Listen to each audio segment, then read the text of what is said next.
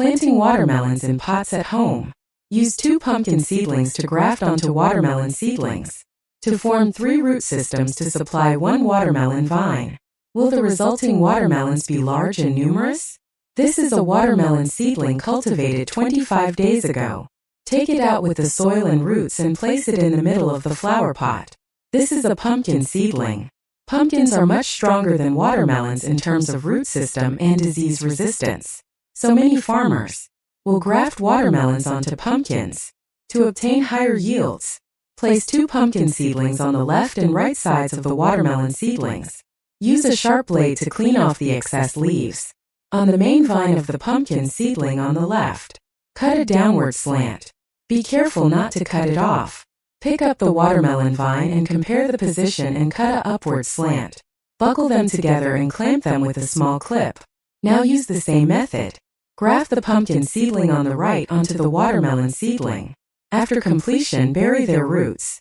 This is what it looks like 8 days after grafting. Cut off the top bud of the pumpkin vine. Let the roots concentrate on the watermelon vine. For potted plants, in order to save space, we need to build a rack for the watermelon to climb. 20 days later, continue to cut off the small buds growing on the pumpkin vines with a knife. When applying fertilizer, be sure to dig a small hole far away from the root system to bury it. The fertilizer is fast and effective. Don't apply too much at a time to avoid burning the root system. Pick off the small melons that grow. The goal now is to grow branches and leaves. After 26 days, count the leaves on the watermelon vines. When there are 15 leaves in total, you can start to keep the melons. The buds growing on the pumpkin vines must be cut off in time. Otherwise, it will not transport nutrients to the watermelon vines. After 35 days, in order to increase the fruiting rate, we have to pick the male flowers and tap them on the female flowers for artificial pollination. The method of distinguishing male and female flowers is very simple. There will be small melons under the pedicel of the female flower, but not the male flower. 38 After a few days, the pumpkin also grew buds. The small watermelons were basically planted. Continue to clean the small buds growing at the bottom of the pumpkin. The rotten bananas left over at home are potassium fertilizers. Cut them into pieces. The white in the pot is the broken eggshells left over. Add a little phosphorus fertilizer and mix them to make fertilizer. It has the effect of promoting flowers and protecting fruits. Apply it on the soil surface. Be careful not to apply it directly to the roots. Finally, water it. After 42 days, the pumpkin flowers are big and beautiful. But sorry, the watermelon is now the protagonist. You have to cut them off with a blade. Now gently clean the branches and leaves of the pumpkin.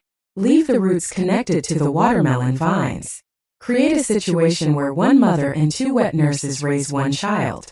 After 50 days, make a hammock for the little watermelons. Let them sleep peacefully and comfortably. Only by sleeping well can they grow fat and fast. After 75 days, the watermelons have grown up. There are 4 left on this vine. Melons. And each one is round and big and very beautiful. Facts have proved that this grafting method can indeed increase the yield. However, it takes a lot of manpower and energy in terms of practicality. It may not be suitable for commercial cultivation. Pumpkin and watermelon are both cucurbitaceae plants. The root system of pumpkin is thicker than that of watermelon and grows faster. The ability to absorb water and fertilizer and resist diseases is much stronger than that of watermelon. The grafted plants grow vigorously. Of course, wintermelon and gourd, which belong to the same cucurbitaceae family, can be used to graft watermelons. The watermelons produced by gourds are not big. The melons produced by pumpkins have thick skins. The white stems of wintermelons are more. As for the sweetness of the taste, etc., it depends on the variety of watermelons you grafted. You can try it at home. After picking all the watermelons, pull out the roots so that everyone can see the root system. This is the 3-stick wood grafting method. Provide water and nutrients to a watermelon vine at the same time. Have you learned it?